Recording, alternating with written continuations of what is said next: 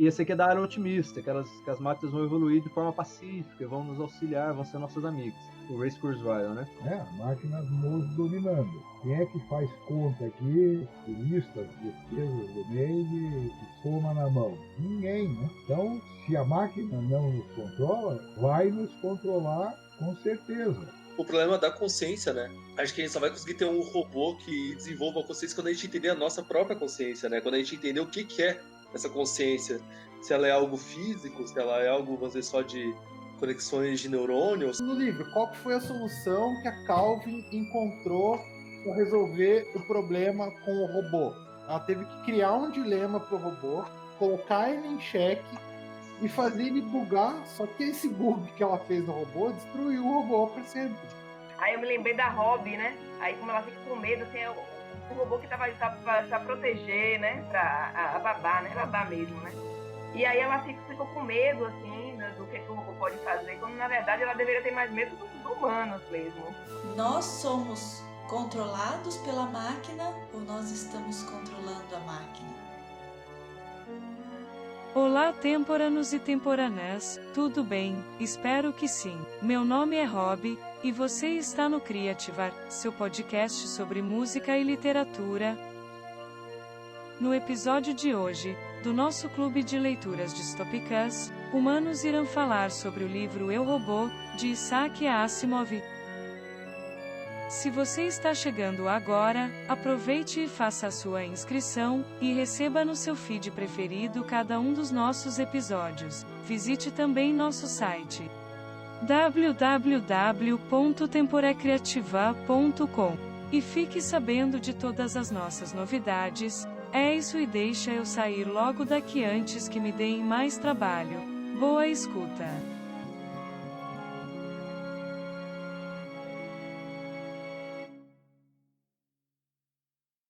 Mas o Rob inspirou o filme O Homem Bicentenário? Alguém sabe?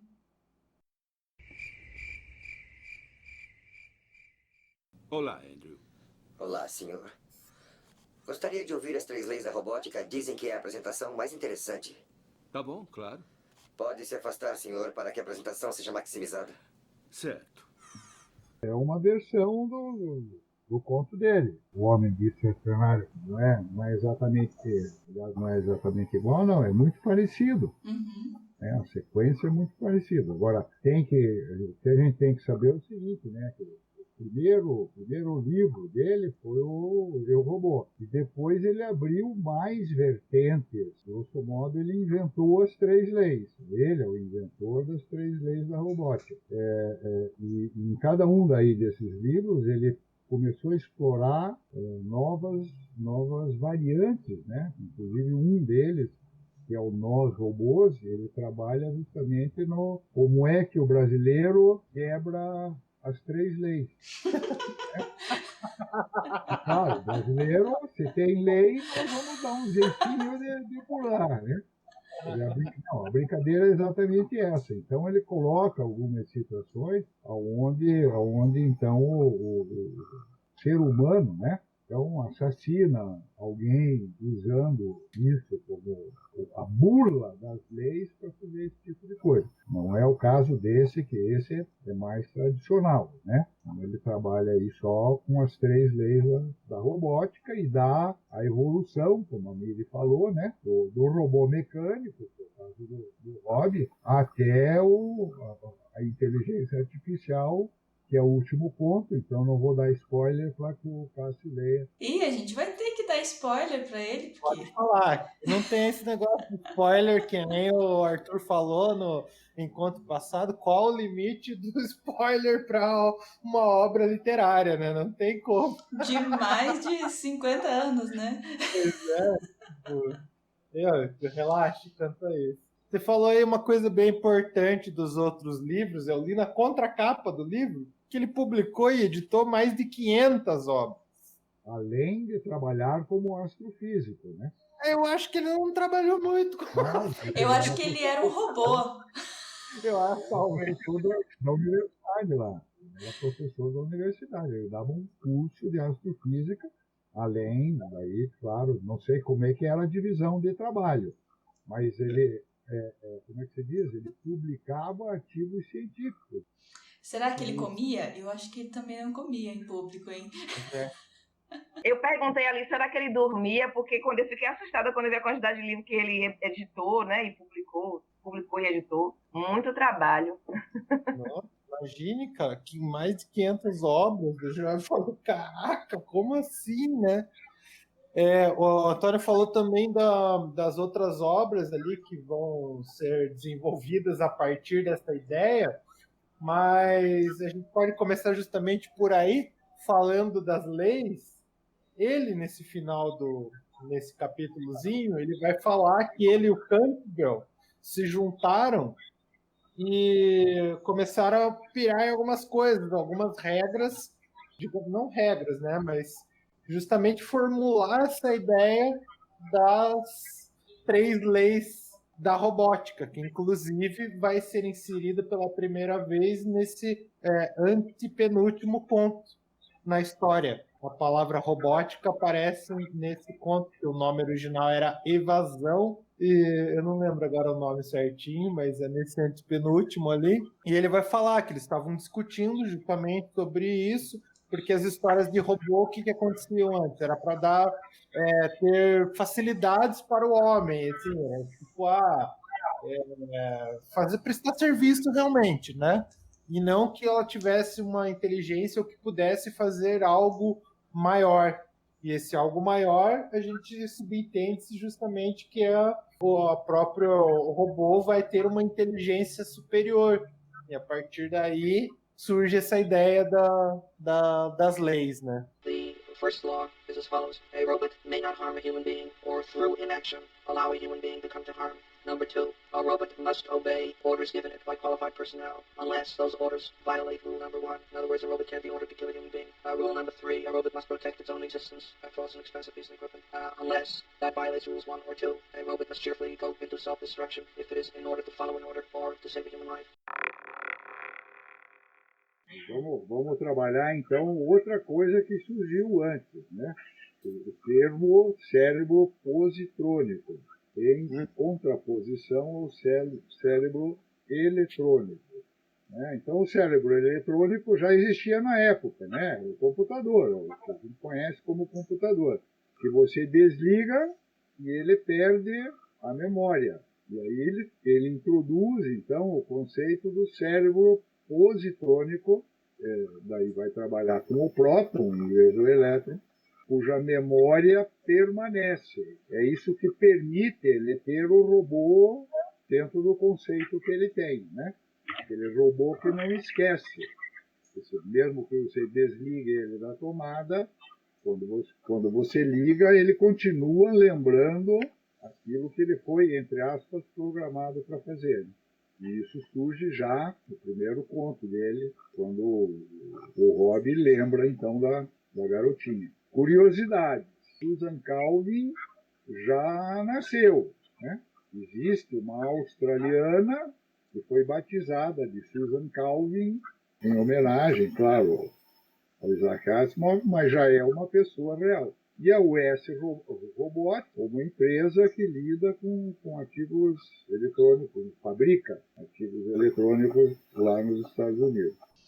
Sim, mais ou menos. Ele vai falar também ali nesse antepenúltimo conto, que é além da velocidade da luz, que ele vai explorar outras galáxias lá, que os dois voltam para dentro da nave, né? O Powell lá, o Baden-Powell e o Donovan, eles estão na nave. Aí ela vai falar que já tinha acontecido uma guerra, né? Então meio que perdeu. Se fosse um pouquinho antes, porra, ia ser sensacional, né? Você já pensou? Pois é, mas a gente tá atrasado, né, gente? Ó, o Rob, cadê o Rob? O Rob é 2005. É verdade. Tô esperando o Rob ainda chegar. É verdade. Uma coisa que chama bastante atenção é que ele se foca muito nos robôs humanoides. E é uma realidade que, apesar de a gente viver com muitos robôs, né, com as inteligências artificiais, algoritmos e tal, a gente não tem essa figura tão presente do robô humanoide, mesmo que ele seja uma lata, né, que ele não tenha pele, que seja bem diferenciável. Vocês acham que a gente vai chegar nesse ponto ou a questão da robótica, da automação, ela vai ficar mais limitada a esses supercomputadores que a gente vê? Não sei se alguns de vocês viram aquela série A Era dos Dados, bem interessante, e eles falam, tem um episódio que o rapaz fala sobre nuvens e correlaciona as nuvens do céu com as nuvens da internet e mostra um grande robô desses, né? Uma inteligência artificial, só que são várias caixas, é um supercomputador. Então não chega a ser um robô como o Isaac Asimov ele apresenta. Então vocês acham que a gente vai chegar a ter esses robôs humanoides ou vai ser assim, um braço que serve crepe em algum lugar ou uma inteligência artificial que escolhe os conteúdos que a gente vê na internet? Então, na minha opinião, a gente sempre tem que considerar a época que a coisa foi escrita, né? Então, nessa época, quando o livro foi escrito, nós tínhamos três coisas ocorrendo no mundo. Primeiro, era uma condição quase que de pleno emprego. Então, nós teríamos uma das previsões da indústria sofreria falta de mão de obra. Que depois, isso se reverteu por uma grande sacada aí dos capitalistas, introduziram a mão de obra feminina. E isso quase que duplicou a mão de obra existente na época. A falta de mão de obra pressupunha a invenção de alguma coisa que substituísse ou que completasse a mão de obra que seria necessária. Então, por isso o robô humanoide, que era para trabalhar no lugar do homem, porque faltaria mão de obra. O segundo aspecto é que uma das ciências que estava se firmando, vamos dizer assim, era a psicologia. Então, a psicologia necessária para o cérebro eletrônico, que na época era 100% burro, pressupunha a criação de um robô que se comportasse como homem. Então, seria uma das ferramentas da psicologia. E o terceiro, nem se imaginava o surgimento da rede de comunicação mundial. Estamos falando de 1950, 1955, quer dizer, começou o processo de satélite em torno de 65 para 70. Hoje você não precisa do robô humanoide, primeiro, porque você tem disponibilidade de mão de obra. E segundo, que você pode comandar qualquer eletrodoméstico, qualquer coisa assim, utilizando a internet, coisa que não se imaginava na época. Não tem mais necessidade do robô humanoide. O que nós temos são vários robôs utilitários. É a lâmpada inteligente, é agora, vindo a 5G aí, a geladeira inteligente, o próprio celular nosso, que hoje tem uma capacidade muito grande. Então, na minha opinião, você até pode ter um robô humanoide, mas sem termos hoje uma necessidade, então é mais uma questão científica, vamos dizer assim, de experimento, do que uma necessidade de utilização. The first law is as follows. A robot may not harm a human being or through inaction allow a human being to come to harm. Number 2, a robot must obey orders given it by qualified personnel unless those orders violate rule number 1. In other words, a robot can't be ordered to kill a human being. Rule number 3, a robot must protect its own existence by false and expensive piece of equipment unless that violates rules 1 or 2. A robot must cheerfully go into self-destruction if it is in order to follow an order or to save a human life. Mais ideias, falem. O Arthur tá rindo lá, então ele tem um monte de... Vamos fazer nossas teorias. Eu tô rindo porque eu comecei a gerar muito mais questão, né? Que ao invés de pensar se a gente vai ter ou não. Porque é complicado pensar, mas aí pensar que eu tava pensando um negócio, assim, até que ponto que uma inteligência artificial ela aprende algo, né? Eu imagino que ela só consiga aprender coisas objetivas. Você tem uma resposta direta àquilo, né? Desde que nem usa bastante em jogos, assim, que normalmente eu até vi um vídeo esses dias. Não sei se vocês conhecem aquele jogo 2048, que é tipo uns cubinhos, você tem que ir juntando um com o outro até dar 2048. É basicamente isso. Daí ele vai somando, acho que exponencialmente, tipo 2 mais 2 é 4, 4 mais 4, 8, 16, até dar 2048. Aí colocaram uma inteligência artificial para jogar, né? E daí isso que eu fiquei pensando, isso de certa forma até que é simples, né? É uma coisa de você vai ter uma resposta, você já vai ter você vai achar os métodos para chegar no resultado. Mas a questão, e que daí é o que o livro mais aborda, né? É essas coisas meio que subjetivas, assim, que os robôs têm no livro, né? É que nem o cara lá, você pensar que o cara pode ser um robô político e no o capítulo todo ali do livro você fica nessa dúvida, meu, mas será que é um cara? Será que é um robô, sabe? Tipo, daí você começa a aceitar que ele pode ser um robô promotor, sabe? Começa a fazer sentido.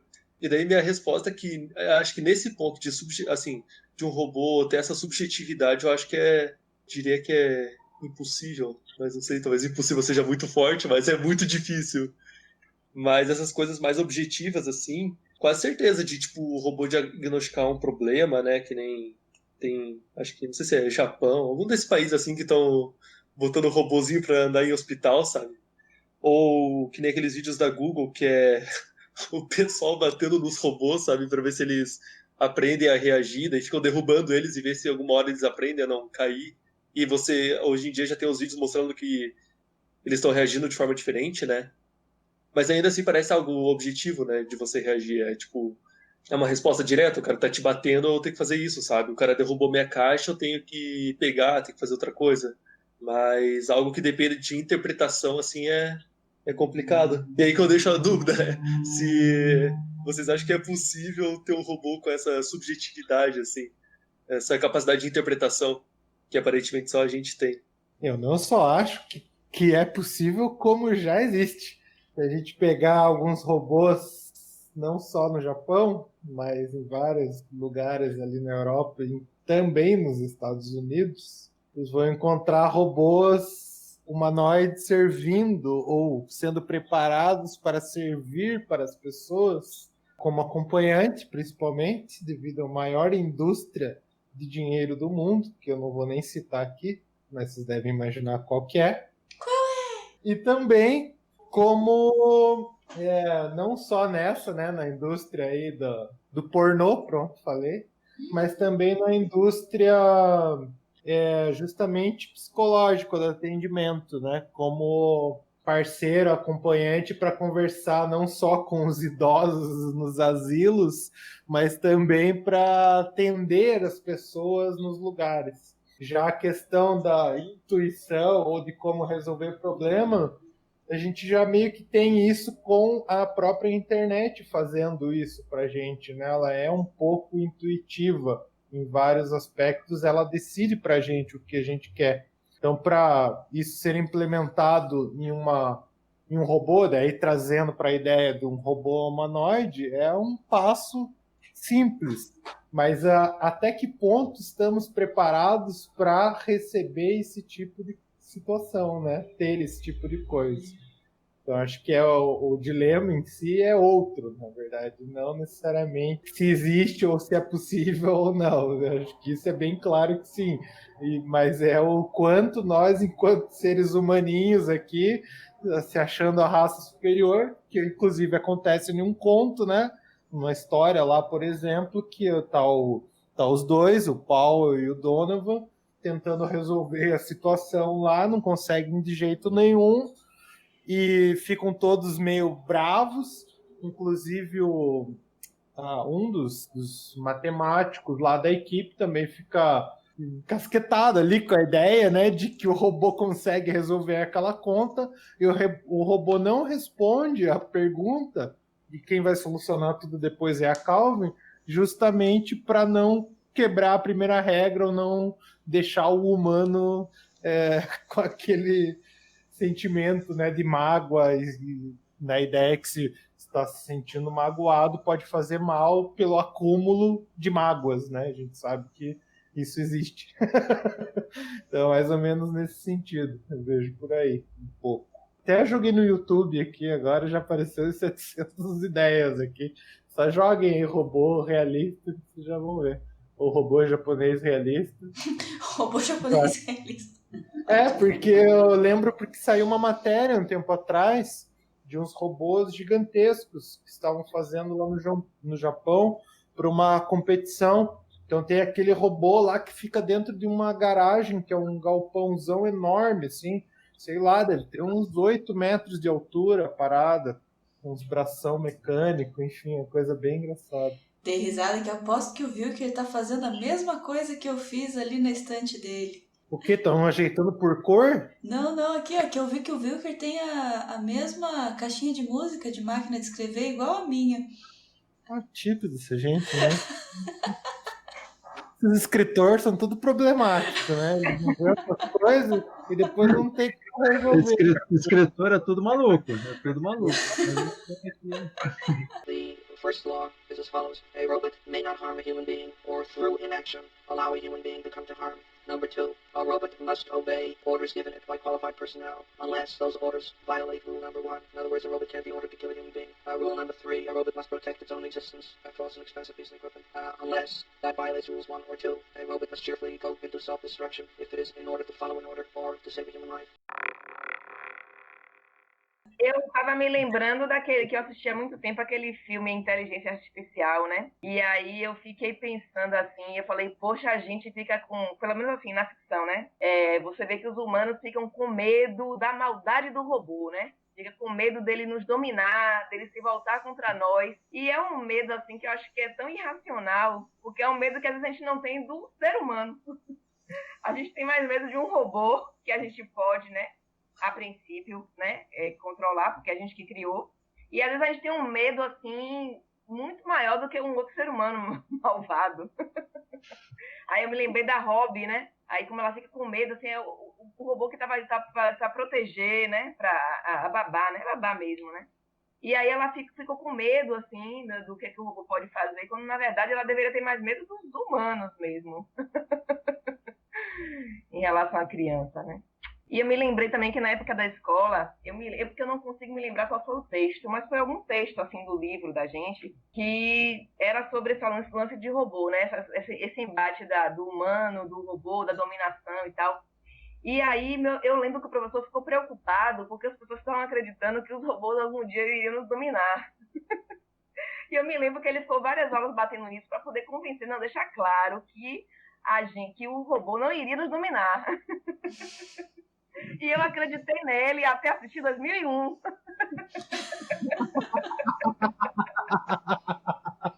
Muito bom.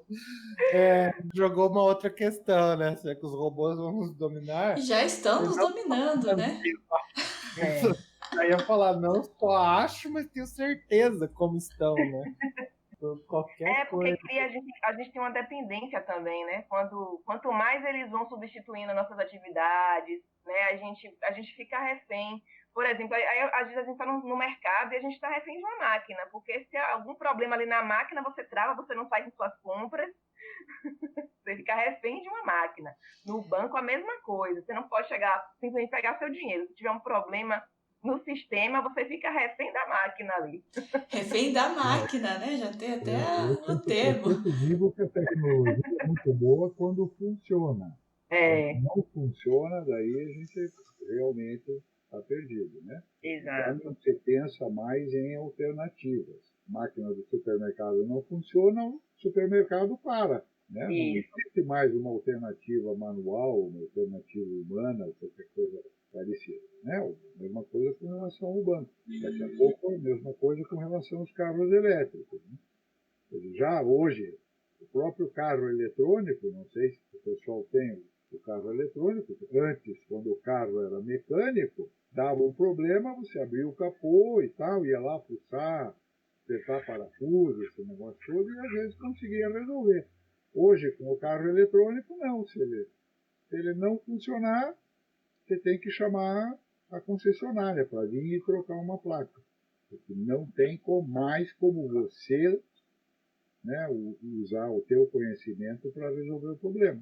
Né? Na época, todos aqui chegamos a pegar televisão de válvula, né? Queimava, não, você ia lá, dava uma batida, dava uma mexida, não sei o quê, às vezes ela funcionava. Hoje não, se a televisão não acende, jogue fora, né? Não é mais nem questão de mandar consertar, é jogar fora e comprar outra. Então a tecnologia é boa quando funciona. Quando não funciona, não tem mais jeito. The first law is as follows. A robot may not harm a human being or through inaction allow a human being to come to harm. Number 2, a robot must obey orders given it by qualified personnel, unless those orders violate rule number 1. In other words, a robot can't be ordered to kill a human being. Rule number 3, a robot must protect its own existence by false and expensive piece of equipment, unless that violates rules 1 or 2. A robot must cheerfully go into self-destruction if it is in order to follow an order or to save a human life. Vai lá, Wilker. Tá, também tá com uma cara de opinião. Não, cara de maluco, essa barba horrorosa minha aqui. Mas a minha tá mais feia do que a tua. Mas, enfim, falar alguma coisa sobre inteligência artificial, então.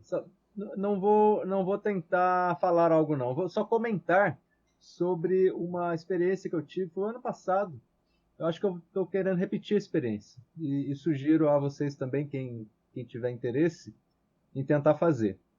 É um software que chama Alice, ou Alice em inglês, né? Artificial Linguistic Internet Computer Entity, é uma entidade, né? E esse software é programado em Java e é feito por eu até coloquei no Google para ver aqui certinho os dados aqui para passar para vocês, mas é de uma universidade aqui, ó, Leeds University, eu não sei onde é isso, deve ser lá nos Estados Unidos, talvez. Mas, enfim, à época eu procurei a Alice, e é um chatbot, você entra lá e conversa com ela de boa, né? E eu entrei para bater um papo e tentar ver qual é a dela, né? E, gente, eu vou dizer para vocês, eu fiquei embasbacado. Porque, assim, você não consegue dizer que é uma simulação, que é um banco de dados, né? Então, ele usa ali a hard Artificial Intelligence, né, que é aquela dura, que vai lá no banco de dados enorme, que tem lá todas as frases, todas as palavras, tudo lá, e você pergunta algo, tipo assim, qualquer coisa, filosófico, você acredita em Deus? Ela vem com uma resposta. Mas e se Deus for assim? Eu ia tentando colocar aquelas perguntas, tipo, tentando pegar ela, né? E ela se livrava. Quando ela não sabia responder, ela dava uma resposta que não sabia, mas uma resposta brilhante. Aí você olhava e falava, meu Deus, que isso? Isso eu estou falando com uma máquina. E não parece que é uma máquina.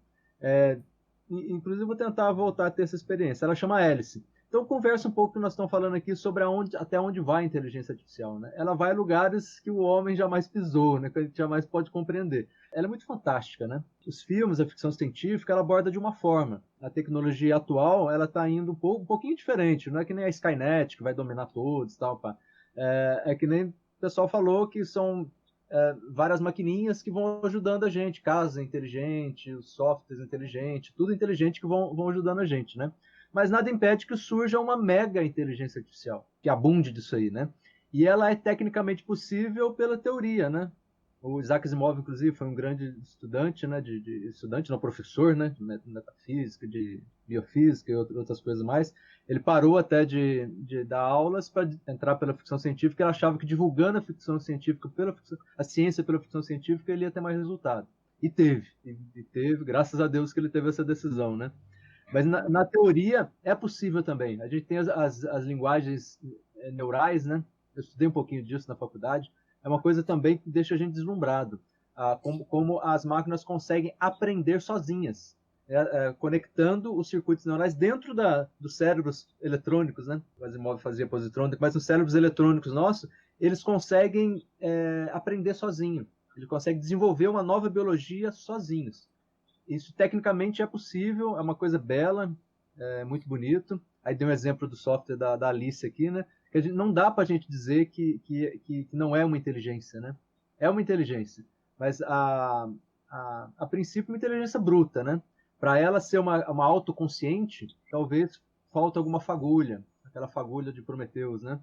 Mas quem sabe a gente chega lá, não vai se saber, né? Mas que tá assombroso, tá. O desenvolvimento tá muito incrível, né? O desenvolvimento da inteligência artificial. É isso. Uma coisa que eu queria comentar em relação a esse negócio da Alice, que o Wilker falou, eu não sei se vocês chegaram a ver o caso do SimSimi, aqui, que tinha no Brasil. Não sei se vocês conhecem. Não. Ele era um chat também, acho que não é brasileira a empresa, né? Mas ele era um chat que você podia conversar lá também. Só que ele foi removido do Brasil, não sei se ano passado, retrasado, mas foi bem recente que foi removido, porque ele estava ficando muito... Até pesquisei aqui o link, ali no link tá falando que ele tá ficando muito perigoso, né?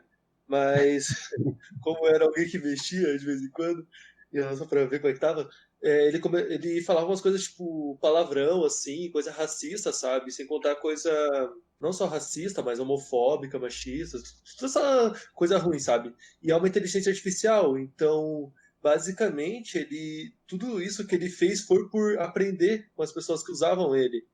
E teve um outro caso, é mais antigo, mas vamos dizer, foi um dos primeiros assim de testar a inteligência artificial socialmente, dá-se dizer, que eu não sei se foi da Microsoft ou do Google mesmo, que eles fizeram também uma inteligência artificial, colocaram, não sei se tipo um Facebook, assim, e tiveram que desativar um mês depois, porque foi o mesmo problema. O pessoal que estava interagindo ali com a inteligência artificial começou a deixar ela, tipo, racista, falar coisa de nazismo, sabe? Tipo, gratuitamente, assim.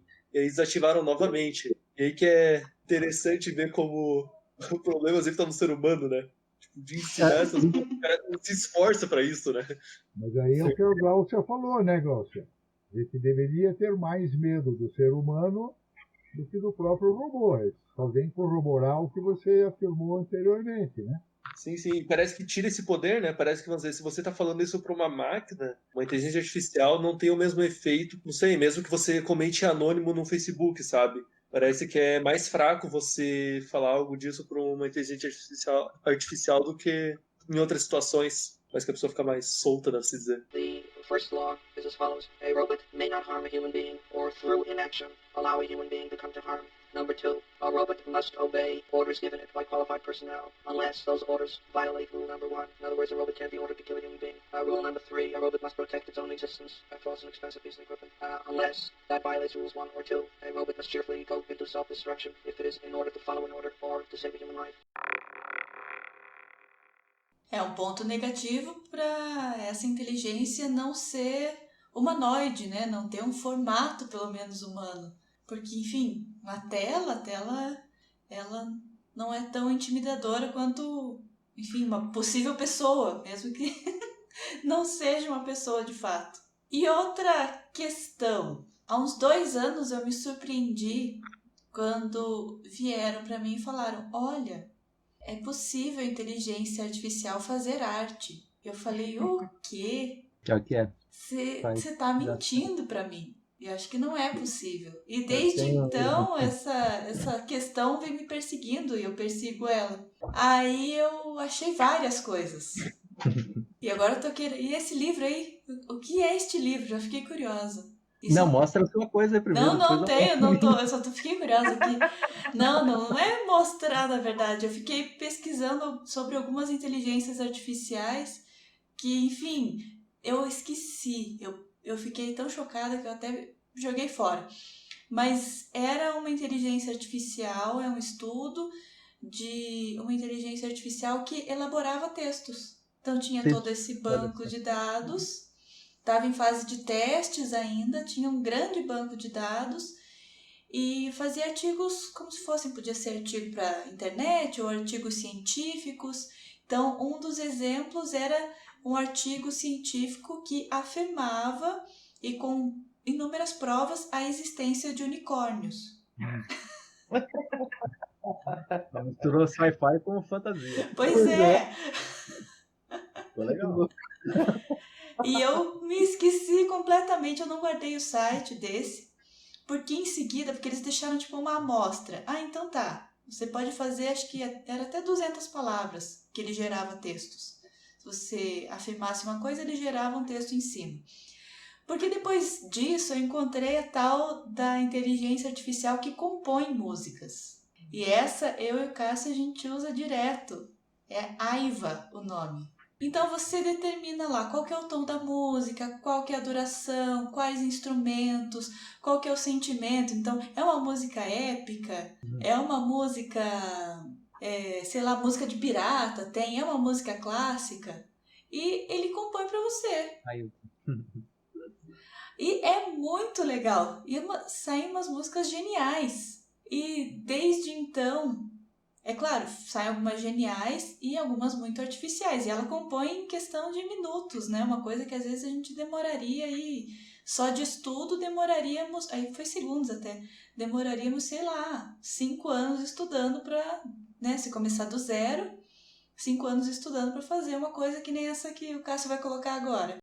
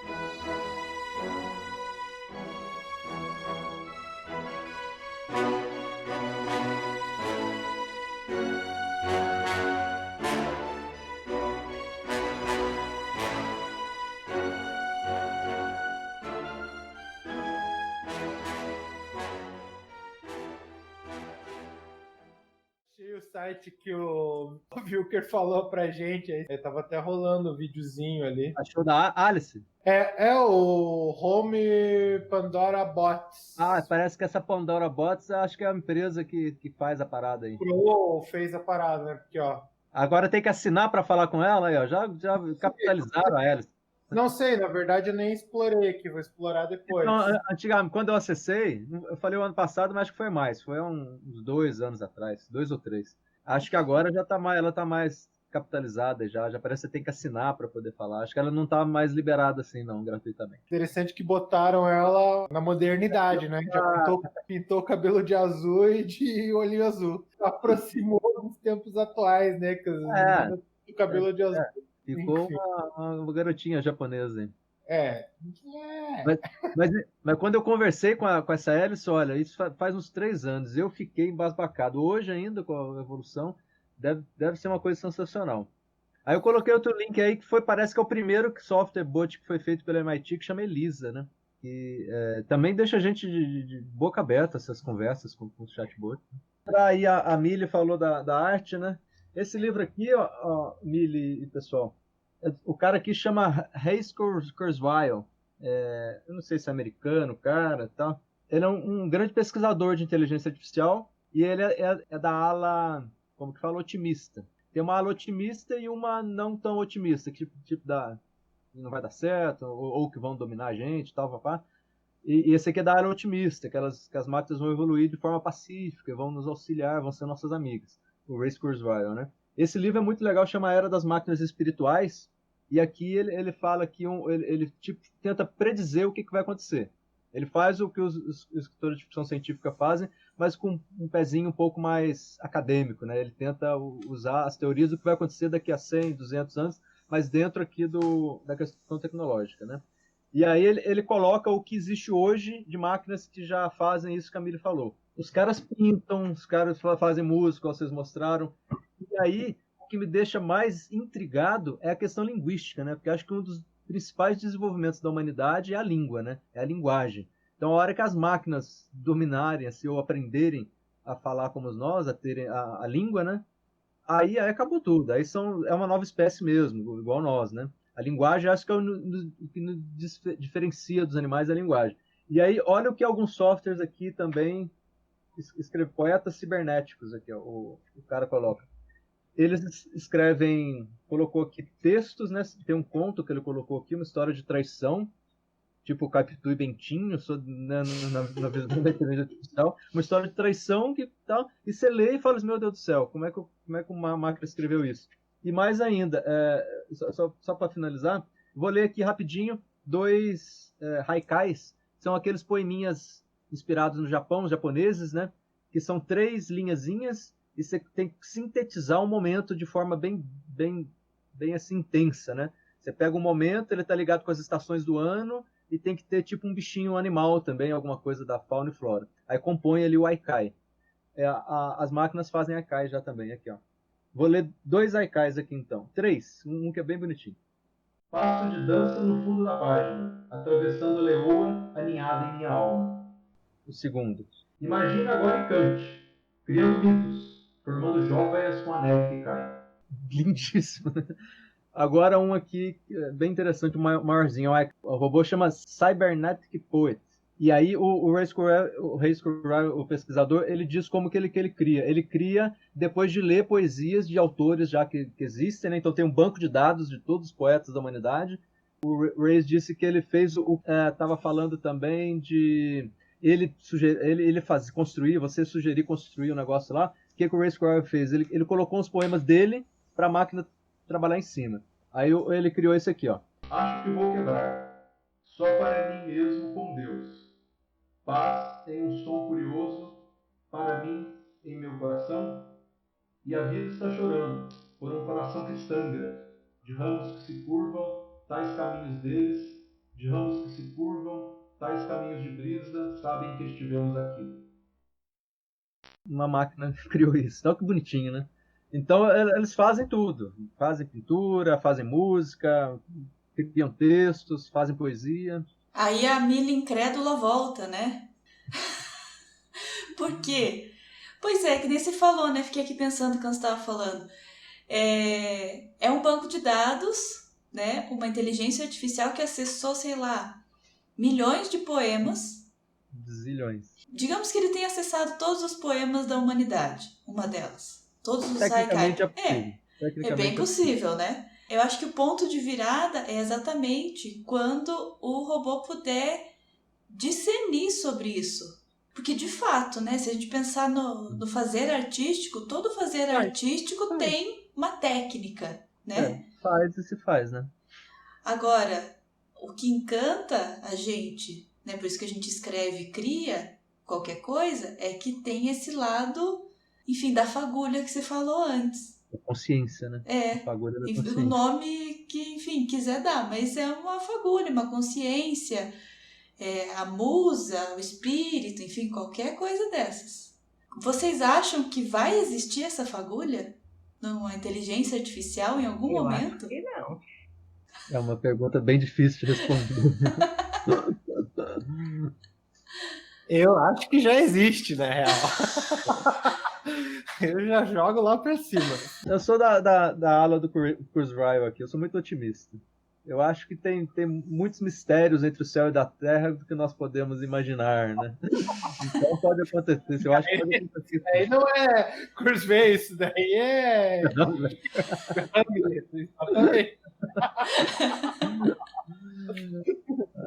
Mas eu sou otimista, eu acho que vai rolar. Eu acho que vai rolar, sim. The first law is as follows. A robot may not harm a human being or through inaction allow a human being to come to harm. Number 2, a robot must obey orders given it by qualified personnel unless those orders violate rule number 1. In other words, a robot can't be ordered to kill a human being. Rule number 3, a robot must protect its own existence. That costs an expensive piece of equipment. Unless that violates rules 1 or 2, a robot must cheerfully go into self-destruction if it is in order to follow an order or to save a human life. Isso que a Milly falou, por exemplo, que existe do texto que ela está falando, que cria lá textos literários, seja conto, artigo, ele foi meio que banido, né, essa inteligência artificial. Ela meio que proibida lá, ou limitaram o número de caracteres que a inteligência pode fazer, até porque hoje em dia existe software que identifica plágio. Ou seja, se foi criado por alguma coisa com a música, né? Por exemplo, eu mostrei, o Antônio já até conhecia, porque como ele é um dos meus alunos também de música, eu indiquei para eles fazerem uma peça usando a inteligência artificial, vão perceber que ela usa só algumas coisas técnicas, assim, mas que falta muita coisa ainda para chegar. Lógico que essa é uma das inteligências artificiais que existem. E eu estou usando o software livre, né? Tipo, livre, eu digo sem pagar nada. Imagine o pago, quantas outras coisas que você pode ir implementando ali para chegar num nível muito maior, né? E ainda voltando às ideias que a gente estava falando um pouco no início lá da inteligência artificial, a gente... Eu abri um parênteses antes, Cássio, comentar ainda com relação à criação da arte. Uma das grandes discussões que eu tive há pouco tempo aí foi com um curador de museu, naquela época que teve aquele escândalo do ator nu que deixaram a criança palpar, não sei se vocês lembram onde saiu. Vocês estão de um ano, mais ou menos, né? E aí nós estávamos numa conversa, né, a esse respeito aí. E a pergunta era justamente qual é a definição de arte. Porque a minha defesa, que a minha defesa não, a questão que eu coloquei foi a seguinte: se eu tiro a roupa dentro do museu, eu sou um artista. Se eu tiro a roupa na praça, eu vou preso por indecência. O que é que define essa fronteira entre o que é comum, o que é trivial, e o que é arte, o que é uma definição de arte? Tem diversas coisas. Você pegar principalmente a arte moderna, ela não tem uma técnica, como a Miri falou. A arte moderna se autodefine per si.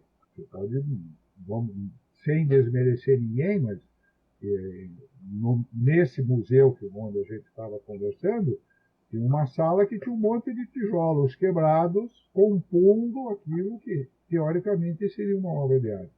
E a conclusão do grupo foi a seguinte, né? A principal função da arte é a autossatisfação do artista. Ou seja, o artista ele não trabalha para os outros, ele não trabalha para que os outros queiram, para que os outros gostem. Ele está se lixando para a técnica, né? Ele está querendo se autossatisfazer criando uma coisa nova. Então, por exemplo, eu lembro lá que o curador usou, foi o elefante que pinta, né? Tem alguns elefantes na Índia que pintam. Você dá um pincel, você põe uma tábua de tinta, ele cria um quadro para você. Só que, dentro do conceito dele, esse elefante está autocondicionado. Então ele não pinta porque ele gosta de pintar. Ele pinta porque ele vai ganhar amendoim, ou vai ganhar um abraço do treinador, ou alguma coisa assim.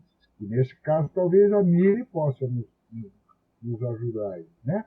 Quer dizer, o aspecto de você criar um conto, né, é muito mais para satisfação de quem escreve do que para quem lê. É isso? Ou eu estou errado? Vale para qualquer arte, né? À medida que você entra no museu, aí você vê lá um monte de tijolo, aquilo não te toca, porque que aquilo não é arte? Não é arte para você, para outra pessoa pode... Mas para o artista é. Para o autor da obra, aquilo depende não do é. Né? E artista que vai criar aquilo e esperar que vai ter milhões de pessoas para ver aquela obra dele. Tem artista que não tá nem aí com nada. Então, mas essa é a definição mesmo de arte, cara. Não, eu acho que definir a arte é uma coisa praticamente impossível, né? Como é que vai definir? É a sua definição de arte, né? A autossatisfação do autor. Tá certo? Isso é o fim. Não sei, porque pode ter artista que compõe ou faz alguma coisa e ele não necessariamente está se satisfazendo com aquilo. Eu não posso afirmar e falar que tem que me dar prazer para eu criar algo. Eu posso criar algo que não me dê prazer também e vai deixar de ser arte por isso? Não, Bom, aí que... Essa resposta eu não tenho, né? Então, a resposta até que... O que é que essa afirmação me convenceu? Porque daí eu lembro lá do Michelangelo batendo no Davi e dizendo, né, falha, certo? Então, quer dizer, ele, né, se autossatisfez lá quando chegou na conclusão da estátua que ele achou que deveria fazer. Né? Mas nós temos aqui uma artista aqui, que é a Mili. É isso, Mili? Fale. Eu não defendo todos. A definição do artista músico não vale. Tem que ser do artista escritor, porque escritor é muito mais importante. Então vai lá, fala aí, escritor mais importante. Eu acho que não sou a única. Não valeu. Tá eliminado. Acho que não sou a única. Tem ali um papelzinho grudado também. Viu que? Mas assim, eu acho que a arte, o fazer artístico, não é nem arte. O fazer artístico, para mim, envolve comunicação. A palavra-chave para mim é comunicação. Então, eu escrevo, é claro que eu tenho esse momento do prazer da criação, mas eu tenho prazer também em colocar isso no mundo. E pode ser qualquer coisa, né? Pode ser desde uma mensagem para alguém que eu acho que é uma frase bonita até um livro. É assim que funciona comigo. Mas o que eu aprendi, de fato, falando com as pessoas sobre escrita e tal, é que cada um tem um processo, cada um tem um jeito. Então, por isso que não se define. E o meu questionamento sobre, eu acho que é aí que está a chave, não para a gente saber se o robô faz arte ou não, mas para saber sobre a consciência dessa inteligência artificial é quando ela sentir prazer fazendo. Aí é que tá. Não o inverso. É claro que os poemas, os haikais, eles são bonitos, mas não é um ato de comunicação, vias de fato, né? Porque o emissor, ele é um emissor artificial, ele não tem consciência daquilo que ele criou necessariamente. O emissor não é um receptor ao mesmo tempo. Exato. E nós somos os receptores. Nós, como receptores com a nossa bagagem, nós temos um filtro. Ah, isso é bonito, isso é arte. Mas o emissor não teve essa intenção. E a arte tem intenção. Aí que tá. Independente se é para bel prazer, se é para comunicar, mas aí entra com certeza a questão da intencionalidade. Questão do que nem o Antônio falou, né? O bel prazer do artista. Porque ele tem uma intenção, é claro. Se eu tenho uma intenção, eu vou satisfazer essa intenção, logo eu vou ter prazer fazendo aquilo. Mesmo que seja uma intenção, tipo, eu quero ganhar um dinheiro. Aí entra o quê? Vou compor uma música, vou escrever um texto, mesmo não sentindo prazer no ato em si, mas eu vou ter um prazer posterior, que é o de receber uma recompensa, uns dinheiros. Quando é possível. A arte por recompensa é o que mais tem hoje em dia, né? Você vê, a cultura tá aí, espalhada. É o que tá dominando na rádio, é o que tá toda hora, sei lá, em cartaz, no cinema. Não que só tenha coisa ruim no cinema, né? Mas é o que mais chega para o grande público, né? Não, só o fato de você ter ido com um grupo e ver a exposição dos tijolos quebrados lá e se questionar se aquilo é arte já é um grande avanço, eu diria. Pode ser a intenção do artista, fazer as pessoas se questionarem. Porque, a arte hoje no museu, muita coisa que a gente não entende, se sente meio retardado, vamos usar a palavra certa. Oi? Não, isso é verdade realmente, né? Que muito artista tem a intenção de questionar os valores vigentes ou alguma coisa nesse sentido, né? É verdade, bem verdade o que você falou aí. Esqueci o nome, sou ruim com o nome, gente. O artista plástico que deslocou o mictório, levou ele para o museu. Do Champ? Isso! Tava pensando aí direto. É verdade, você tem alguma coisa legal para falar. Então, por que a arte levar um mictório para o museu? Porque desloca o sentido. E uma das... eu diria, assim, para mim também, uma das funções da arte é deslocar o sentido. É por isso que a divulgação científica através da literatura funciona tão bem. Porque você tira o peso de ser uma pesquisa, uma coisa enfadonha, e leva para uma coisa de entretenimento mesmo. Pra vida Segundo comum. Kant? Outro cara que deslocou demais a pesquisa científica foi o Carl Sagan. Verdade, né? Então, eles... com primazia. É claro, saiu um pouco do campo da arte, mas traz para a massa, né? Essa coisa do interesse massificado. Tira do... Enfim, é como se a gente pegasse lá uma rede social e explodisse a bolha. Saiu da bolha científica, que inclusive, essa é uma das minhas reclamações à própria academia, né? A academia é uma bolha. As pesquisas que acontecem muitas vezes lá não saem. Hoje, claro, tem um grande esforço de muita gente que tenta tirar as informações de dentro da academia, mas sempre tem uns resistentes. Muito do que é produzido lá fica lá. The first law is as follows. A robot may not harm a human being or through inaction allow a human being to come to harm. Number 2, a robot must obey orders given it by qualified personnel unless those orders violate rule number 1. In other words, a robot can't be ordered to kill a human being. Rule number 3, a robot must protect its own existence by false and expensive piece of equipment unless that violates rules 1 or 2. A robot must cheerfully go into self-destruction if it is in order to follow an order or to save a human life. Uma coisa que eu quero comentar, recomendar para vocês, mas a outra coisa que eu também fiquei pensando e que em todo esse problema da arte, outra coisa que também totalmente relacionado com o livro que a gente chegou a comentar um pouco é o problema da consciência, né? Acho que a gente só vai conseguir ter um robô que desenvolva a consciência quando a gente entender a nossa própria consciência, né? Quando a gente entender o que é essa consciência. Se ela é algo físico, se ela é algo, vamos dizer, só de conexões de neurônio, ou se ela é algo metafísico, sabe? Uma alma, uma energia, sabe? Algo do tipo. E que até agora não sabe, né? Ele já é um tempão na filosofia sendo discutido. Mas o que eu ia recomendar para vocês, e que é muito legal em relação com essa questão da arte, eu não sei se vocês já viram aquela série na Netflix, Death, Love and Robots. Olha, é muito boa. Ela é bem violenta. Mas assim, escreve né? o nome aí pra mim, por favor. Mano, vou mandar o nome do episódio exato. Ela é bem violenta. Ela é, tipo, vários episódios separados e sobre robôs, na maioria, assim. Mas um que é bem interessante é justamente um robô, é tipo um super robô, e ele se torna artista. Ele fica famoso por ser artista. O nome do episódio é Zima Blue. O legal desse episódio é que ele é um robô que vira artista, e é justamente essa que eu interpretei, né? É justamente essa questão da arte. Ele, por ser um robô, ele começa a viajar pelo universo, e ele começa a retratar o universo. Então as pinturas dele são mega realistas e, tipo, realistas a nível universo, né? Não é igual renascentismo, que são pessoas, ou natureza, né? Ele é o universo, assim, as estrelas, tudo. Só que chega num ponto que ele começa a desconstruir isso. Ele começa a colocar outros elementos da pintura dele que não fazem parte da realidade. Basicamente, tipo, uma forma geométrica toda pintada de azul, assim. Ele vai evoluindo isso. E aí que é interessante nessa discussão da arte, assim, que, vamos dizer, ele é um cara que tinha toda a técnica, vamos dizer, a técnica mais perfeita, dá pra se dizer, pra conseguir retratar o universo perfeitamente, mas ele chega no ponto de não é isso que significa pra ele. Ele quer, vamos dizer, fazer algo muito mais simples, dá pra se dizer. Isso que é interessante desse episódio. Ele é bem curtinho, acho que é 10 minutos. Mas é bem bacaninha de ver. Daí tem outras coisas também, mas que eu não vou comentar porque pra vocês verem mesmo, mas é bem legal. É que não pode fazer spoiler, a série não tem pelo menos 50 anos só. Spoiler aqui só com publicações e filmes. É, de 2000.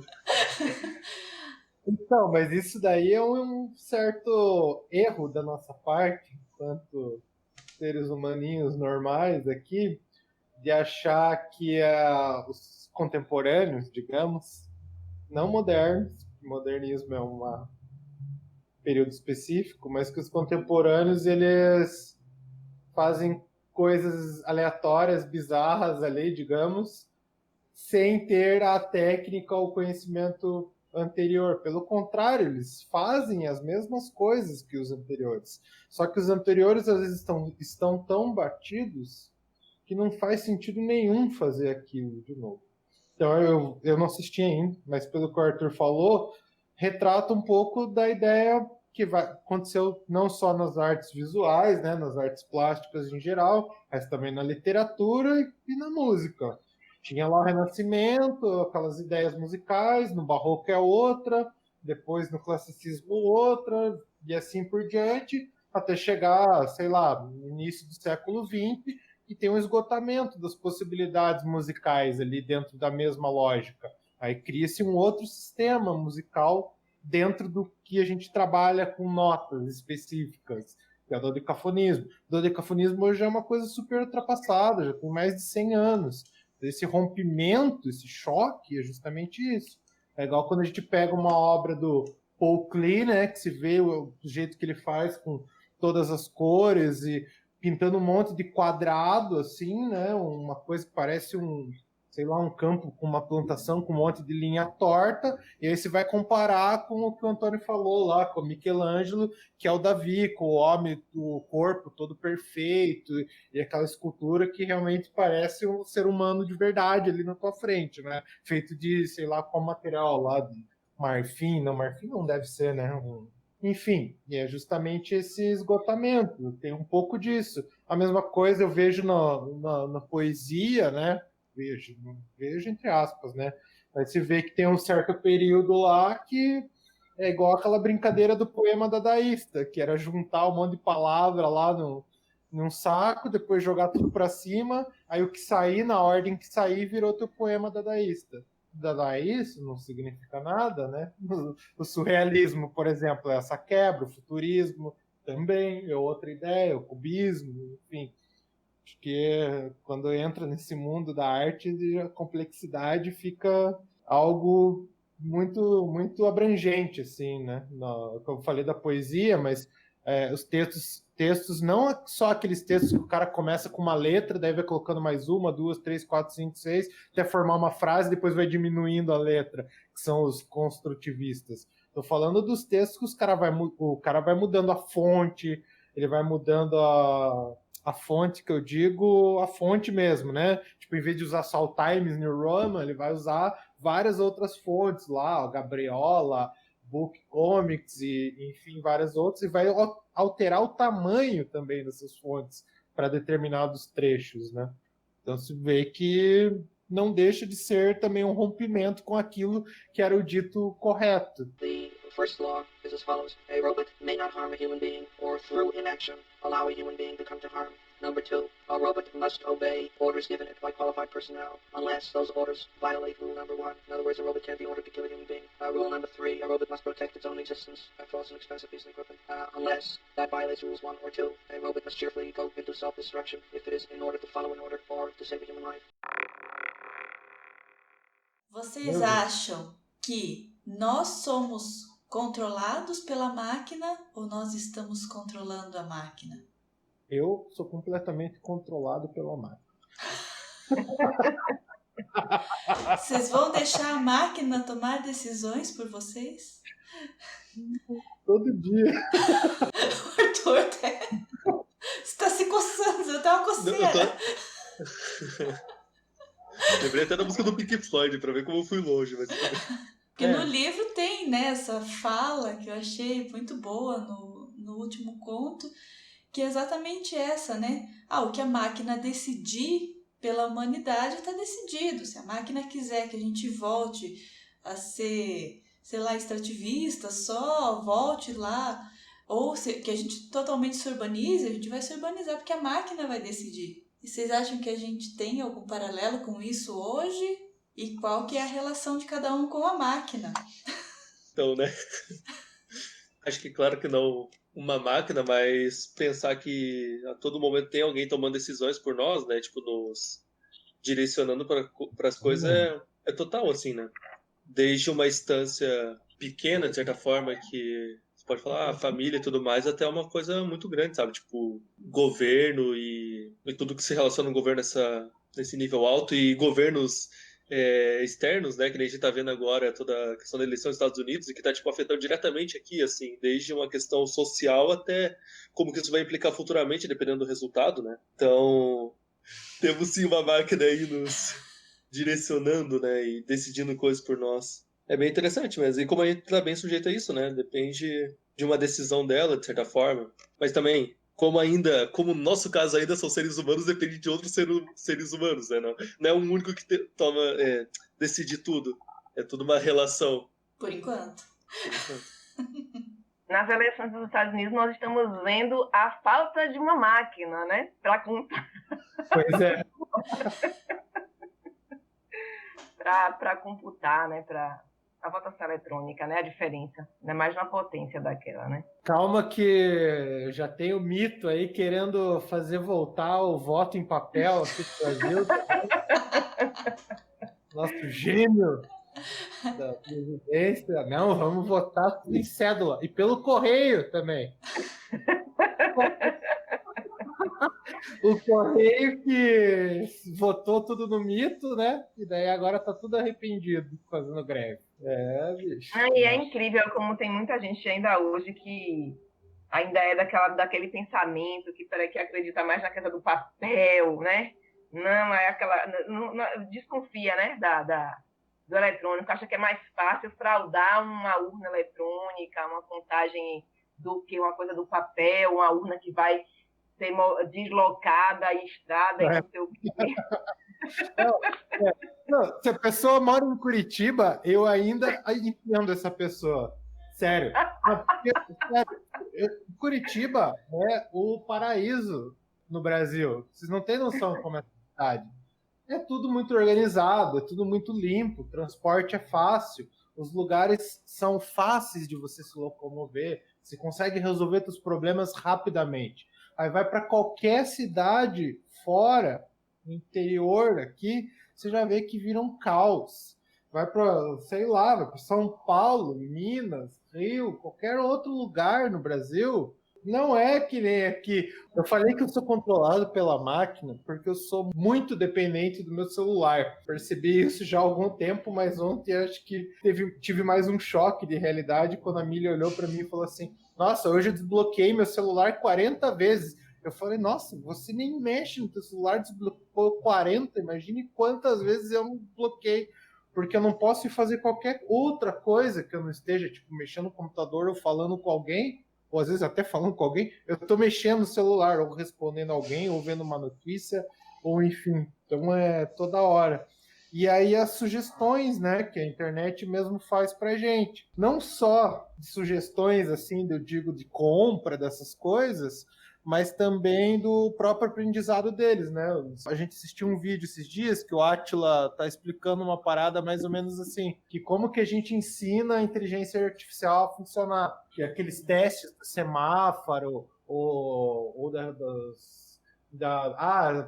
hidrantes, selecione hidrantes, né? Que é aquilo lá é uma forma de fazer a inteligência artificial também reconhecer. Ou quando você escreve uma palavra e dele te dá uma correção e você clica na correção, que era aquilo que você queria dizer, na verdade, no Google. Isso está alimentando a inteligência artificial para reconhecer, opa, a pessoa está buscando tal coisa, enfim. Dados, né, segundo o nosso amigo Harari, aí vocês já sabem que é o futuro, né, é o que vai dominar. As grandes empresas já sabem disso, já estão muito à frente, por isso se vê brigas enormes por causa de um micro aplicativo que era um nada, né? TikTok, meio ano atrás, aí, quem conhecia? Não era nada. Você vai ver hoje, bilhões de dinheiro. Então, domínio completo, assim, nossa, todo dia mexendo no computador, e-mail, as coisas, é a internet me usando, mais do que nunca. E olha que eu posso dizer que eu fiquei pelo menos uns bons anos aí, sem ser tão dominado, assim, dependente das máquinas para resolver as coisas. Eu acho que a pandemia acabou aumentando mais ainda, assim, essa relação, essa nossa dominação pela máquina, assim, né, pela tecnologia. Por exemplo, no home office mesmo, tenho que ficar ligado no WhatsApp o tempo todo, porque né, no WhatsApp que a gente conversa com os colegas, tira as dúvidas o tempo todo. Eu mesma adoro os alarmes de celular, boto alarme para tudo que você imaginar aqui, para não esquecer. Eu boto pro horário, vou botar o lixo aqui na porta, porque tem um horário para eu boto, para eu não esquecer, porque se passar depois eu vou ter que descer para levar. Então, assim, tudo que eu puder, eu boto no alarme aqui para me lembrar. Então, eu vou sendo controlada por ele. Nunca pensei nisso, de colocar alarme para todas as coisas. Não, tudo não, mas as coisas que normalmente eu posso me passar do horário, assim, sabe? Isso. Aí eu pego e boto. Interessante. É uma técnica aí, ó. A gente pode começar a aplicar, de repente. Eu vou começar dizendo o seguinte: o meu sogro, ele fazia conta na máquina dele, que era uma máquina Farsight, aquela que rodava a mão dela. Ele fazia a conta na máquina e depois conferia a mão para ver se estava certo. Hoje a gente já faz o contrário, a gente não confia na conta de cabeça, já é um controle com a máquina. A máquina nos dominando. Quem é que faz conta aqui, lista as despesas do mês e soma na mão? Ninguém, né? Então, se a máquina não nos controla, vai nos controlar com certeza. O que nos vicia é aquilo que facilita a nossa vida. Quem de nós não fica ansioso, a Glaucia falou no WhatsApp, né? Quando vem o ping da notificação. Todo mundo corre para ver o que é. E se você não vai, você vai ficando cada vez mais nervoso. Então, o futuro é exatamente isso. É a gente ser controlado pela máquina. Quer dizer, a quantidade do ar-condicionado, quantidade de água que você usa, né, com cartãozinho. E assim vai, cada vez mais. Se não somos, ainda seremos. Silêncio eloquente. Isso aí, não vou nem falar de onde que ela tirou. E o Wilker também tá ali. Eu acho que Eu tô quietinho aqui. Teia tá quieta ali pensando, né? Só ouvindo a esteira que tá saindo aqui desse lado aqui da tela. Eu também sou um pouco controlado pelas máquinas também, né? Eu não tinha rede social até 2019, nós estamos em 2020, né? Então eu entrei nas redes faz um ano. E a minha esposa sempre fala comigo aqui, nossa, como você tá diferente, né? Porque em um ano, em um ano eu mudei totalmente a relação familiar até. Que a gente fica ali conectado. Às vezes eu converso com a minha esposa pelo WhatsApp, pelo Facebook, ela tá aqui no quarto, aqui do lado, né? Ah, vamos comprar pizza, eu tô aqui digitando aqui, quero muito melhor eu ir lá no quarto ao vivo e falar, né? Então, assim, esse um ano de redes sociais de Facebook e Insta que eu entrei nos dois. As outras não. Twitter, esse negócio não é para mim não, porque registra quantidade mínima de palavra e eu falo demais, eu escrevo demais. Então, o Twitter não rola para mim. É um exercício, hein? É um exercício. E eles meio que, parece que, igual vocês falaram, meio que dominam a gente, né? Mas voltando à pergunta da Mila, então, nós obviamente somos controlados. Isso é meio óbvio para mim, tá? Nós temos um controle de algo além de nós, seja o que for. Seja inteligência superior, seja dados do universo que nos controlam de alguma forma, né? Seja o que for, nós somos controlados de alguma forma. O que nos diferencia, que eu acho que nos diferencia dos animais, nos dá uma inteligência, se bem que tem animais que são super inteligentes também, né? Mas, enfim, o ser humano, o que diferencia ele para mim é a linguagem, igual eu falei, né? A linguagem, aí tem aquele negócio da consciência, sabe lá que é aquela fagulha que a gente consegue discernir as coisas um pouco mais. E o ponto-chave aí do controle é o livre-arbítrio, né? Que nós podemos, aí a gente já acaba sem querer esbarrando em religião e espiritualidade também, né? Livre-arbítrio. Eu faço o que posso, faço o que quero, por quê, né? Posso fazer, não posso. Aí tem as religiões que censuram de alguma forma para botar o ser humano num caminho também. Enfim, o livre-arbítrio é uma palavra-chave também que na inteligência artificial a gente pode pensar se ela vai chegar nesse ponto, né, da fagulha da consciência e decidir, olha, eu vou seguir esse programa e não esse. A hora que chegar nesse ponto, talvez seja uma evolução grande da inteligência artificial, dela ter um livre-arbítrio também, né? Tanto saber o que está fazendo, como decidir o que vai fazer. Aí é um ponto grande. E aí nós somos um pouco máquinas também, né? Até no nosso próprio DNA, nós somos biologicamente controlados, né? Tem genes dentro da gente que explodem em determinados momentos da vida, né? Então, isso é um controle biológico. Então, nós somos controlados biologicamente, mentalmente, de alguma forma. Eu tenho certeza que nós somos controlados, minha visão, né? E aí é saber como que vai ser essa relação da inteligência artificial, um pouco mais consciente, com nós também, porque ambos somos controlados de alguma forma. O Cássio falou do Harari, e o Yuval Harari sou apaixonado por ele. E ele toca bem nesse ponto do livre-arbítrio. Ele não acredita no livre-arbítrio e ele dá um argumento muito bom, mas que é exatamente o que você falou. Acredito que nós somos controlados de alguma forma, ou no mínimo limitados de alguma forma, né? Porque tem, enfim, a nossa combinação, cada um tem uma combinação química que faz cada um ser cada um. E essas combinações, elas nos limitam, então elas não nos dão liberdade total. Total não, né? Pois é, então o livre-arbítrio, ele é um livre-arbítrio limitado. Porque, por exemplo, questão polêmica, orientação sexual é livre-arbítrio? Ou é uma combinação química? Eu não sei nem responder, porque Isso, não tenho conhecimento para isso. E outra, pega orientação sexual. É livre-arbítrio? Sim, não, por quê? Com a sua religião? Até travou, Cássio. Até travou. A máquina o travou.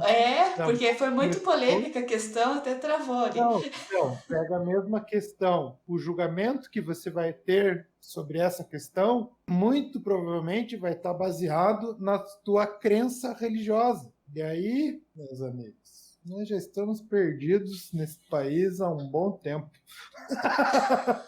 E vai piorar. Só tenho isso para dizer para vocês. 2 anos e meio, 2 anos e 8 meses atrás, eu olhava para mim e falava, calma, vai piorar. Temos que Calma. ter esperança, cara. Temos que ter esperança. Vamos ter Eu esperança. nunca quis acreditar no acontecido, do acontecimento acontecido até acontecer.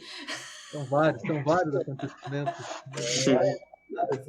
Não, mas ó, em alguns aspectos, não penso assim toda hora no pessimismo, pelo contrário, eu acho que tem solução. Eu só vejo que as soluções que eu enxergo e outras pessoas enxergam estão muito longe de serem algo efetivo realmente. Assim. Então, a tendência é piorar. Se você não vê que aquela solução vai andar, né? A mesma coisa ali no livro. Qual que foi a solução que a Calvin encontrou para resolver o problema com o robô? Ela teve que criar um dilema para o robô, colocar ele em xeque e fazer ele bugar, só que esse bug que ela fez no robô destruiu o robô para sempre. The first law is as follows. A robot may not harm a human being or through inaction allow a human being to come to harm. Number 2, a robot must obey orders given it by qualified personnel unless those orders violate rule number 1. In other words, a robot can't be ordered to kill a human being. Rule number 3, a robot must protect its own existence. That costs an expensive piece of equipment. Unless that violates rules 1 or 2, a robot must cheerfully go into self-destruction if it is in order to follow an order or to save a human life. E nesse assunto de pessimismo, otimismo, quero falar da Sociedade pela Humanidade. Vocês não acharam que tem muitas semelhanças com o que está acontecendo agora? Olha, acho que já viram que eu acho que tem bastante, né? Mas uma coisa que eu fico meio assim no livro é se essa questão se encaixaria nos fundamentalistas. Como ele coloca, né? São os fundamentalistas que defendem essa não utilização do robô. Aí eu fico pensando se hoje em dia são os fundamentalistas também que defenderiam isso, ou se não seria outro grupo aí de pessoas nessa briga. Não cheguei a fazer essa ponte, eu só achei bem interessante a forma, né, que ele fala que são os fundamentalistas. Tem uma questão da própria religião, né, que ele aborda quando o robô quer seguir ao mestre, e é o mestre aquele, enfim, esqueci aquela estrutura da nave que ele tem que seguir. E tem uma outra questão que me incomoda muito, muito, que é que ele não aborda, pelo menos nesse livro de forma direta, que é a questão ambiental. A questão ambiental fica ali dando voltas, né? Porque eles falam muito em extração em outros países, em outros planetas. E como, enfim, como eles precisam de coisas para montar os robôs. E daí já hoje o Antônio falou o quê? Hoje, se uma TV estraga, a gente joga fora. E aí? O que a gente vai fazer com tudo isso? Essa questão do lixo eletrônico é muito séria, é uma coisa que me preocupa. Eu mesma com celular, eu sempre fui dessa filosofia. Eu uso o celular até morrer. Troca de celular. Eu falei, não, mas ele está funcionando. Enquanto ele estiver funcionando, eu vou ficar com ele. Eu não vou trocar pelo modelo mais novo que chegou, não. E a televisão é a mesma coisa. Meu pai, inclusive, é técnico em eletrônica, né? Ele consertava as televisões de tubo. E aí ele acabou se atualizando e hoje ele já está consertando também. E aí ele vê que muitas vezes realmente não é viável. Porque você tem que trocar, não é como antigamente você trocava uma pecinha ou uma persona, né? De vários tamanhos, inclusive. Hoje dá um problema na televisão, você tem que trocar a placa inteira. E aí, dependendo do valor da placa e do dono da televisão, ele pode achar que não vale a pena, né? Trocar uma placa para aguentar mais uns anos aí com a TV. Mas eu fico preocupada muito com essa questão do lixo eletrônico, realmente. O que se soma nessa questão aí que eu fiquei me perguntando, só para adicionar na pergunta, o que aconteceria se mudasse a primeira lei lá dos robôs, ao invés de não ferir nenhum ser humano, não ferir nenhum animal, por exemplo? Eu fiquei me perguntando isso porque será que ele conseguiria ainda ajudar os humanos, levando em conta o tanto de coisa que a gente faz contra os animais, explorando a natureza, sabe? Desde uma questão não só vegana, assim, mas a própria forma de, vamos dizer, você produzir determinado material, alguma coisa de ferro, e você ter que destruir toda uma floresta para fazer escavação e tudo mais, sabe? Eu fiquei perguntando isso. Nesse último conto fala exatamente uma coisa assim, né? Nós destruímos florestas para utilizar a terra fértil, irrigamos... destruímos florestas, descobrimos terras férteis e irrigamos desertos e descobrimos jardins. Mas qual o custo disso? Inclusive nessa uma série com 5 episódios, essa de A Era dos Dados, só o fato da gente procurar uma coisa no Google daria para acender uma lâmpada LED. A energia que a gente gasta procurando qualquer coisa no Google. Assistir um episódio de 45 minutos, pela energia que gasta não só da nossa casa, mas de toda a nuvem, diz que dá para manter acesa uma lâmpada LED por 5 dias. Nossa. E daí essa energia não é renovável muitas vezes. E até quando a gente vai conseguir aguentar isso, né, como planeta? É uma questão que, enfim, ele fala sobre, mas ele não chega a abordar. Até porque a questão do meio ambiente ela não é tão forte nessa época, né, que ele escreveu. Ela vem depois, né, acho que a partir da década de 60, 70, com a produção massiva de plástico, que opa, estamos produzindo plástico demais, né? Onde que vai parar? Não dá mais para jogar na China. Aí vem toda essa preocupação, né, do desgaste da natureza. Não dá mais para jogar na China, porque eles pegaram esse plástico, utilizaram e fizeram um baita do túnel que sai da China e vai lá para o meio da Europa para levar um trem que leva, sei lá, 3 horas para atravessar todo aquele território gigantesco deles. Mas aí a gente tem que considerar também um pouco da história da humanidade, né? Surge um problema e nós solucionamos o problema. Também tem que imaginar que a própria consciência ecológica que agora a gente está adquirindo é porque apareceu um problema. Então, e a solução vem, né? Então, como é que tem um professor de matemática que diz, né? Quer dizer, para você solucionar um problema, você tem que primeiro ler o enunciado. Você precisa entender o problema, ser sensível ao enunciado, para daí chegar a uma solução. Quer dizer, qual é a solução? Ela vai se delineando, né? Nós mesmos estamos, digamos, seguindo algumas trilhas, né?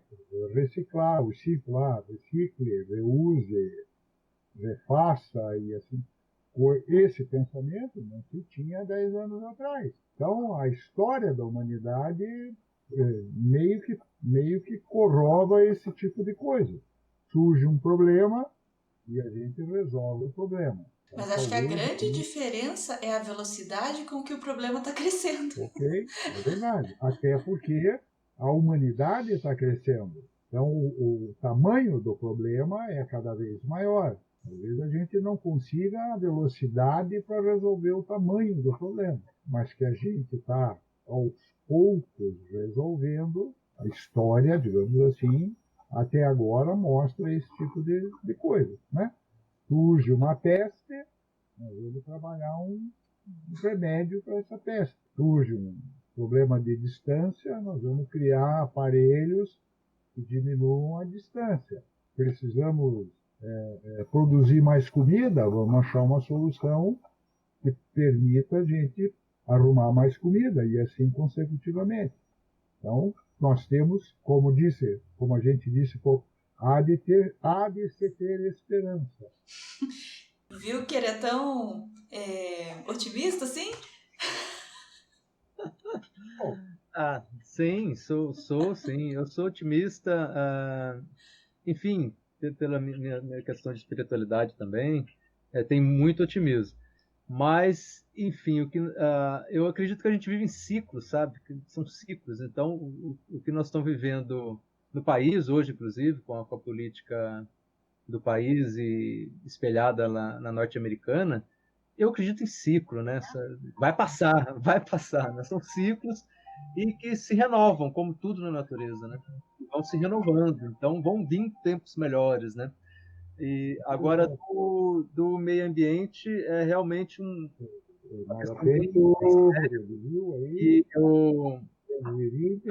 não sei o que vai acontecer com o meio ambiente, não. E para mim é uma esperança, aí dentro do meu otimismo, é uma esperança que a própria inteligência artificial nos ajude, né? Nos ajude a encontrar formas, né? Com o tratamento de dados, tudo, a lidar com as questões de superpopulação, da crise ambiental, de alguma forma, né? Mas o meio ambiente é uma questão séria mesmo. Eu acho que tem uma das... no último conto, uma das coisas mais visionárias que ele fala no século XX, Susan, nós começamos um novo ciclo de guerras. Do que devo chamá-las? Guerras ideológicas?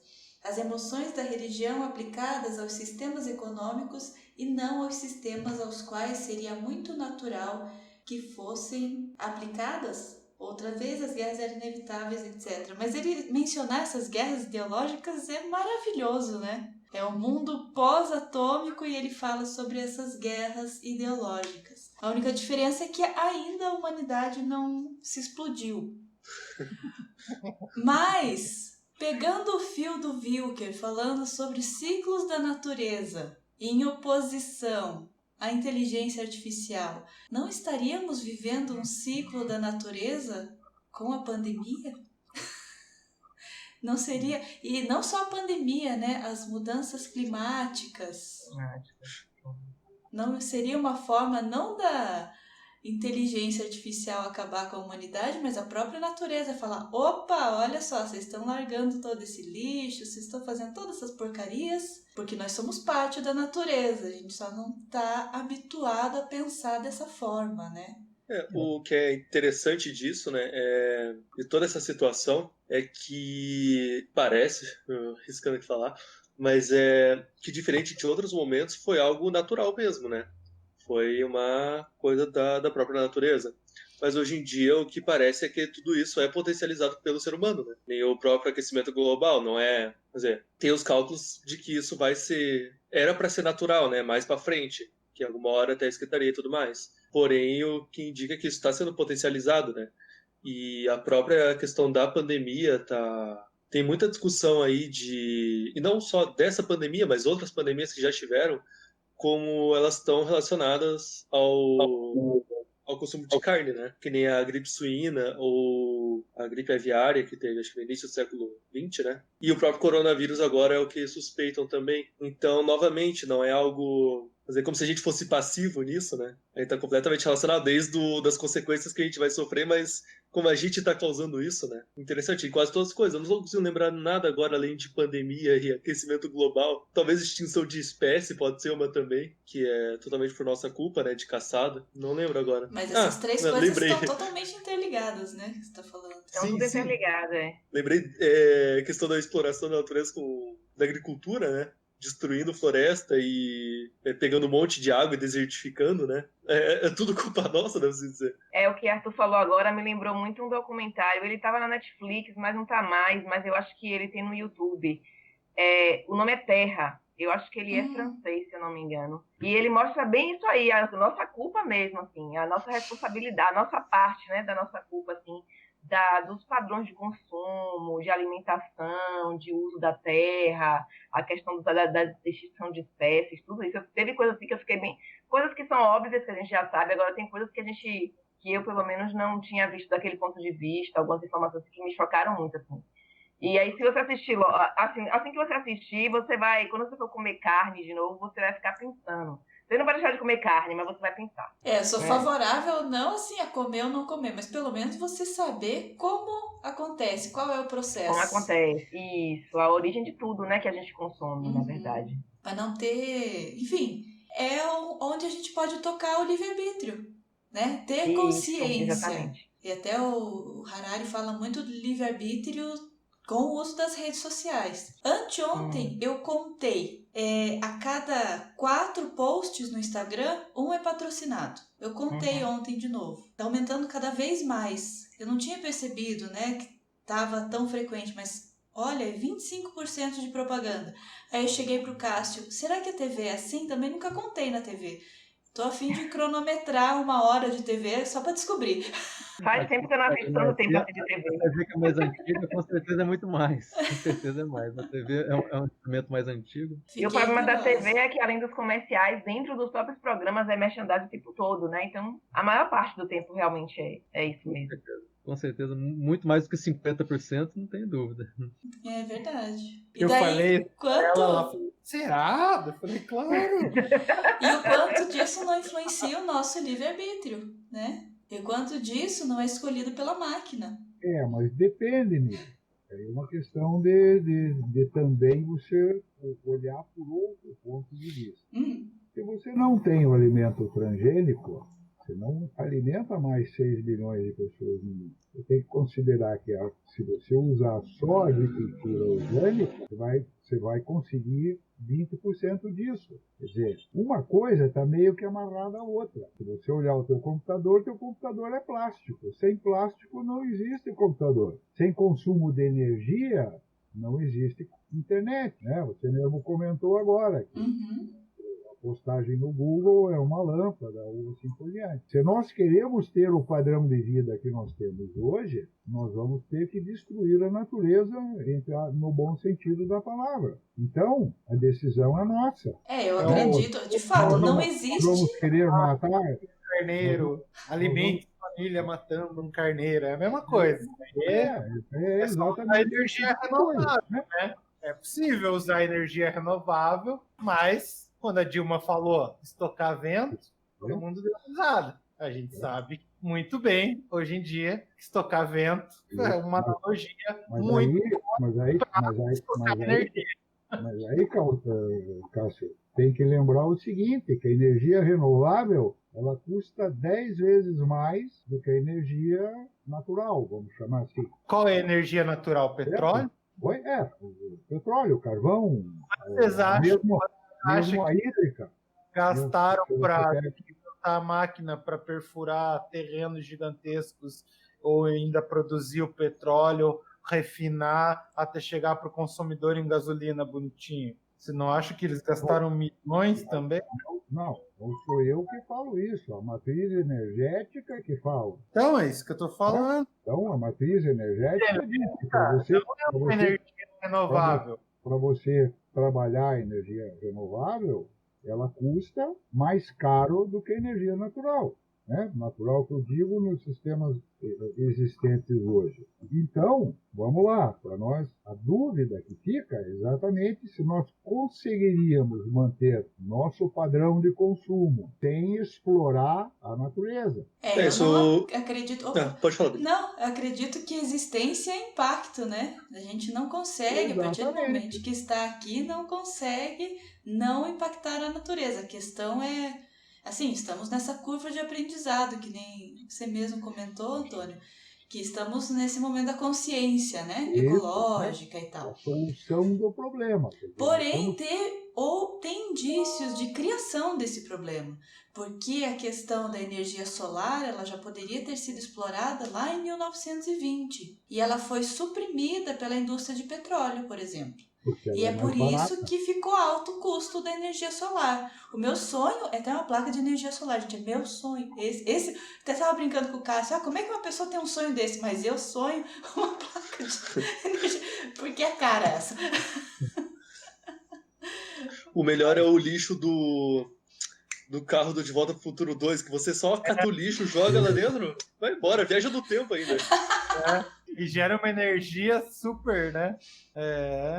Bom, enfim, eu discordo do que o Antônio está falando, mas entendo em parte, mas eu discordo. Eu acho que Veja, aproveitando o gancho aqui do Arthur, o conceito físico da energia de fusão, que é o que usa no carro, já existe. Então, talvez entre também no que a Mila falou lá. Quer dizer, é um conhecimento que a gente já tem, né? Em vez de você usar o normal, que é a expansão da energia atômica, é a concentração da energia, né? Que é o inverso, entre aspas.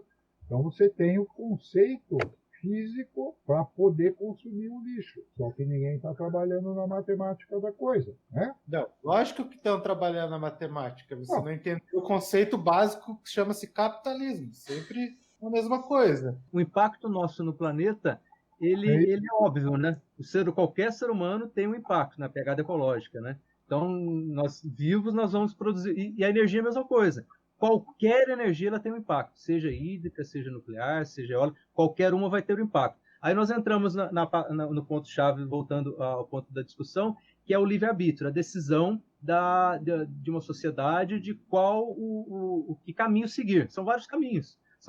Então, a sociedade ela tem o poder decisório nos governos, nós mesmos com a sociedade, tem o poder representativo também, né, de decidir qual caminho nós queremos trilhar. Tecnologia, ela tem para todos os lados. Tem, se você quiser fazer usina nuclear, você vai construir. Se você quiser fazer eólica, você vai construir. Se você quiser fazer hidrelétrica, vai construir. O ponto é, o que a sociedade quer? Então, dizer que nós não temos ou não podemos, não é por aí. Né? A tecnologia existe e o Brasil, inclusive, tem um parque científico tecnológico brilhante, brilhante, inclusive, né? De todos os tipos, seja na parte das tecnologias renováveis, como no petróleo também. A Petrobras é uma das melhores do mundo. Né? O parque científico lá, o CENPES, que é o Centro de Pesquisas lá no Rio de Janeiro, é um dos melhores do mundo, né? Em água profunda e tudo. Então, tanto por um lado quanto por o outro, nós temos tecnologia sim. Yes, we have. A questão é qual o caminho seguir. E aí nós entramos no ponto do ser humano, dos ciclos, né? E de qual caminho seguir vai ser um ciclo. Se seguir por outro, vai ser outro ciclo, né? Então a pegada nossa está aí, né? Infelizmente, hoje nós vivemos uma matriz energética muito prejudicial ao planeta, não é só aqui no Brasil, não, no mundo inteiro, com pouquíssimas exceções, né? A Alemanha com os painéis solares, a Holanda, como o colega colocou, pouquíssimas exceções têm a matriz limpa, mas no mundo como um todo, a matriz energética é muito deletéria ao planeta. E não é porque nós não temos condições, nós temos condições. Aí é um caminho que a humanidade resolveu seguir com os governos de todo o mundo, né? Só fazendo um contraponto aí também, dizendo que não é porque nós não temos, não, nós temos condições sim. Nós como mundo, né? E o Brasil faz parte e é muito inteligente cientificamente também, né? Só decisões, são decisões a tomar. Ah, vou comer carne, né? Não vou ter um impacto. Né? Se eu comer carne, eu vou ter um X impacto. Se eu não comer, o meu impacto vai ser 1/3 menor. Então é uma decisão que o ser humano toma de qual caminho seguir. E a questão também que eu ia comentar em relação a isso, né, que também envolve toda a questão de energia, e esse que é o problema hoje em dia, que não é uma questão de produzir mais energia, a gente não precisa produzir mais energia, é a questão de mudar a forma de consumo, porque a gente consome muita coisa que não é necessária. Tem a questão da carne, mas tem a própria questão do que tem hoje em dia na indústria, que é o que eles chamam de obsolescência programada, né? Que é basicamente a gente comprar uma tecnologia e ela já ser feita para ela durar pouco. Que tem um celular que, vamos dizer, primeiro que a estrutura dele já não é feita para aguentar tanto, mas segundo que também tem toda a questão da propaganda, né? Tá sempre mudando. Mas a própria questão da TV que a gente tava comentando, não quero ofender ninguém, mas vocês são mais velhos que eu, pegaram outro tempo de TV e eu imagino que vocês viram elas durarem muito mais do que, assim, eu sou acostumado a ver, sabe? Eu assisti TV preto e branco. Nossa, teve mais antigo que eu vi, olha. E funcionava. Nossa, acho que depois de 30 anos tava funcionando, sabe? Mas... E você tem imagens, uma que eu vi bem interessante é de uma lâmpada. Uma lâmpada que foi fabricada não sei quando, em 1900, e ela funciona tipo até hoje, assim. Pra gente ver como tem solução, né? E essa que é a questão do consumo hoje em dia. Não é a gente achar outras formas de conseguir sustentar esse consumo, é na verdade rever esse consumo, né? E aí que é a questão mais complicada, que é desde como fazer isso, mas onde que se origina esse problema, né? Aí a gente tem diversas interpretações pra falar disso. E vocês querem que eu fique otimista ainda. Não, fica otimista sim. Temos que ter esperança. A coisa tá feia. Mas temos que ter esperança.